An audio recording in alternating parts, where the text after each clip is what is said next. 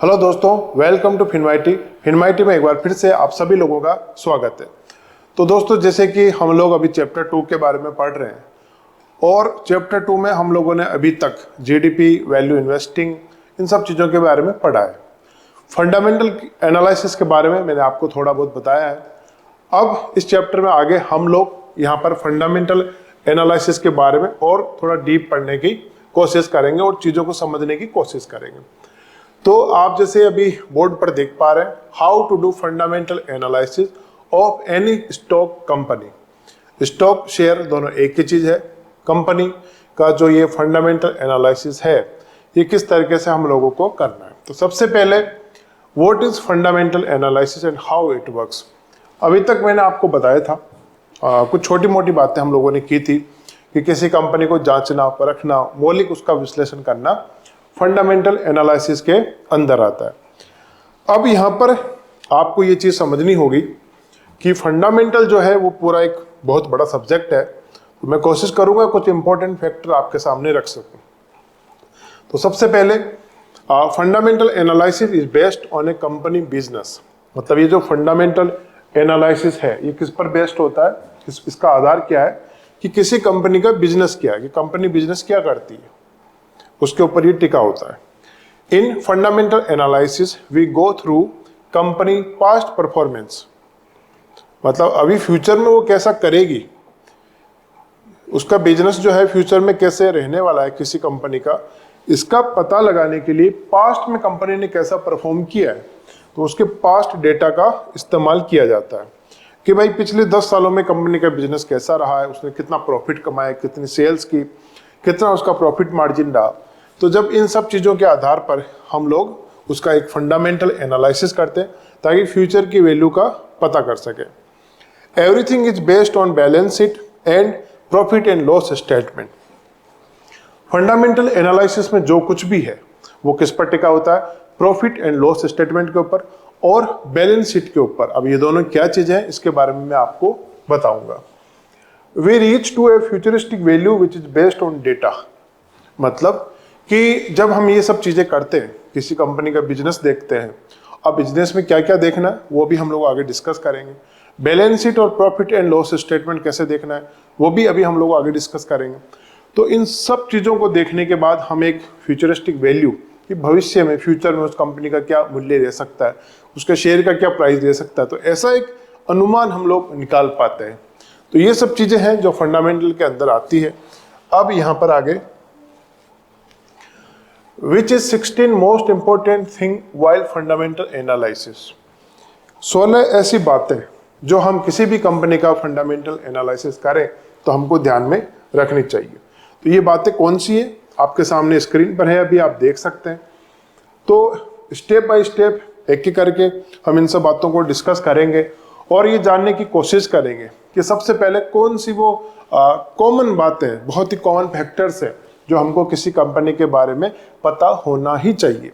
मतलब ये वो मिनिमम चीज है जो आपको फंडामेंटल एनालिसिस के वक्त आपको पता होनी ही चाहिए। तो दोस्तों, वो कौन सी बातें हैं ये अभी हम लोग डिस्कस करेंगे। What is the business of company. देखिए, सबसे पहले तो हमको ये पता होना चाहिए कि एग्जैक्टली उस कंपनी का बिजनेस क्या है।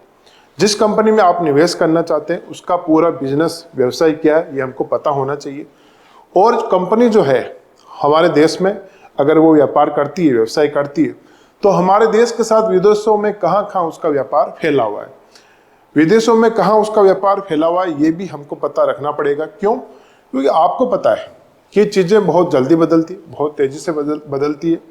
तो कंपनी के पास जो पैसा आता है, जो रेवेन्यू कलेक्ट करती है कंपनी, अपने बिजनेस करके जो पैसा कमाती है, वो कहाँ कहाँ और किस देश से कमाती है, ये हमको पता होना ही चाहिए। अभी जैसे कि मान लीजिए कि कोरोना में हम सब लोगों ने देखा कि जो कंपनीज है, जैसे सपोज दैट कि टाइटन कंपनी है और अमेरिका में उसका अच्छा खासा व्यापार है, वहाँ से उसको अच्छा रेवेन्यू मिलता है, अच्छा वो पैसा कमाती है। तो कोरोना जब फैला तो हमने देखा कि किस तरीके से वो चाइना में फैला और वेस्टर्न कंट्रीज में फैला। तो ये तय है कि जब इस तरीके से कोई बाधा होगी, कोई दुविधा होगी या कोई इस तरीके से कुछ भी इम्पैक्ट जो है पूरी इकोनॉमी पर आएगा तो उसका इम्पैक्ट उस कंपनी के बिजनेस पर भी आएगा।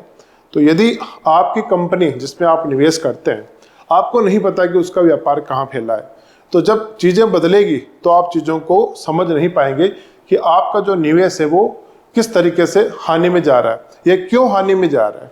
तो जब हमको पता होगा तभी हम ये चीज़ का विश्लेषण कर सकते हैं कि हमारे निवेश में हमको प्रॉफिट क्यों आ रहा है या फिर हमको लॉस क्यों हो रहा है। तो इसके लिए सबसे पहले ये पता होना चाहिए कि जो कंपनी बिजनेस कर रही है उसका बिजनेस कहाँ कहाँ फैला हुआ है और कहाँ कहाँ से उसको पैसा मिलता है। जैसे कोरोना का जो एग्जाम्पल है, अब जैसे मान लीजिए कि इंडिया में तो स्थिति ठीक है और अमेरिका में स्थिति बहुत ज़्यादा खराब हो गई। तो जब स्थिति वहाँ पर बहुत ज़्यादा खराब हो गई, महीना 2 महीना 4 महीना अगर स्थिति नहीं सुधरती है तो कंपनीज का जो बिजनेस है उस पर भी इफेक्ट पड़ेगा, और उस पर यदि इफेक्ट पड़ेगा तो ओवरऑल कंपनी का जो प्रॉफिट एंड लॉस है उस पर भी इफेक्ट पड़ेगा। तो इंडिया में सब कुछ ठीक है, भारत में सब कुछ ठीक है, लेकिन बाहर चीज़ें बदल रही है। जैसे रूस और यूक्रेन का युद्ध, आप लोग समझ सकते हैं कि मैं क्या कहना चाहता हूँ। और अभी जो रिसेंट में हम लोग देख रहे हैं कि किस तरीके से इजराइल और फिलिस्तीन का युद्ध चल रहा है। तो अगर कोई कंपनी ऐसी है जिसका बिजनेस का एक अच्छा खासा पार्ट जो है वो इजराइल से जुड़ा हुआ है, जैसे अडानी पोर्ट, उसका बिजनेस जो है वो एक तरीके से पोर्ट का बिजनेस है, तो वो उस पर इम्पैक्ट भी आया था।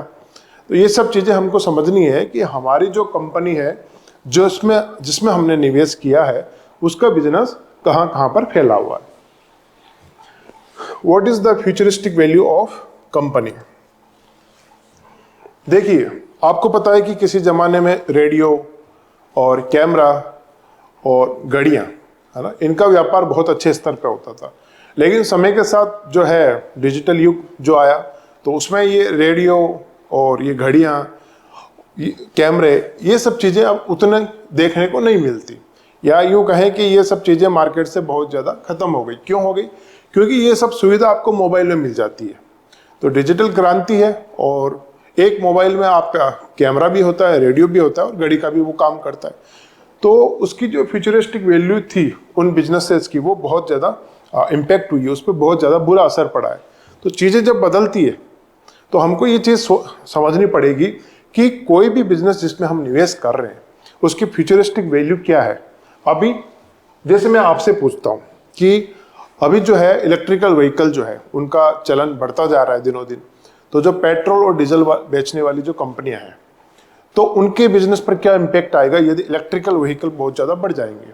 तो इसका जवाब आपको देना है, सोच समझकर आप खुद को जवाब दें और खुद आप एनालिसिस करें कि आगे इकोनॉमी में किस तरीके से इसका इम्पैक्ट पड़ेगा। अब यहाँ पर तीसरी बात, तो board of director and management, इसके बारे में हम लोगों को समझना है कि कोई ऐसी कंपनी है कि उसके बोर्ड ऑफ डायरेक्टर और मैनेजमेंट जो है तो वो किसी ऐसी एक्टिविटी में होते हैं, संलिप्त होते हैं, लिप्त होते हैं, वह उनका इन्वॉल्वमेंट किसी ऐसी एक्टिविटी में होता है जो कि बहुत ज़्यादा इलीगल हो, अनैतिक हो। तो यदि बोर्ड ऑफ डायरेक्टर और उसके मैनेजमेंट वो ठीक नहीं है और उनकी एक्टिविटीज़ कुछ ऐसी है जो कंपनी के बिजनेस पे बहुत बुरा असर डालेगी, तो ये कंपनी के फ्यूचर के लिए अच्छा नहीं होता। जैसे 2009 में आप इंटरनेट पे सर्च करेंगे तो सारे डेटा है वहाँ पर, सत्यम घोटाला जो हुआ उसमें उसके डायरेक्टर का भी नाम था।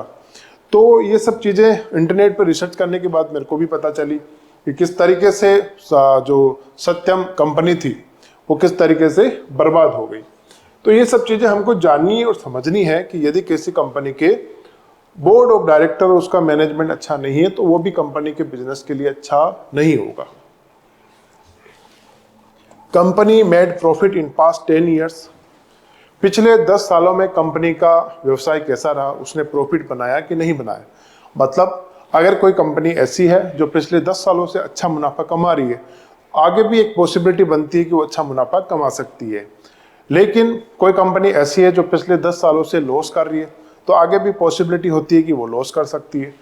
अब कोई कंपनी जो पिछले 10 सालों से लॉस कर रही है, उस कंपनी के फंडामेंटल जब तक नहीं बदलते, उसका मूल ढांचा, उसका इंफ्रास्ट्रक्चर जब तक नहीं बदलता, तब तक उस कंपनी में लॉस की ही संभावना रहेगी।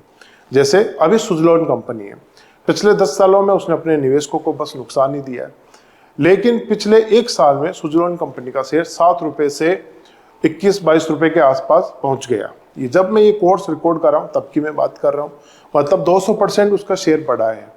तो इसका मतलब आप समझ सकते हैं कि पिछले 2 सालों में उसके निवेशकों को कितना प्रॉफिट हुआ। लेकिन आपको ये चीज़ समझनी है, यहाँ पर अगर मैं सुजलोन कंपनी का नाम ले रहा हूँ तो मैं आपको इन्वेस्टमेंट के लिए एडवाइस नहीं कर रहा, मैं बस आपको एक एग्जाम्पल देना चाहता हूँ कि कैसे सुजलोन ने अपने इंफ्रास्ट्रक्चर को चेंज किया है, जिसकी वजह से निवेशकों ने उस पर भरोसा जताया और कंपनी का शेयर जो है वापस वो प्रॉफिट में आने लगा। तो यहाँ पर हमको समझना है, जब हम किसी कंपनी में निवेश करें तो हमको देखना पड़ेगा कि कंपनी का जो बिजनेस है पिछले 10 सालों में वो कैसा रहा है। एटलीस्ट 5 to 10 ईयर्स हमको देखने पड़ेंगे। अगर कंपनी ने अच्छा बिजनेस किया है तो एक पॉसिबिलिटी है कि आगे भी वो अच्छा बिजनेस कर सकती है। नेक्स्ट,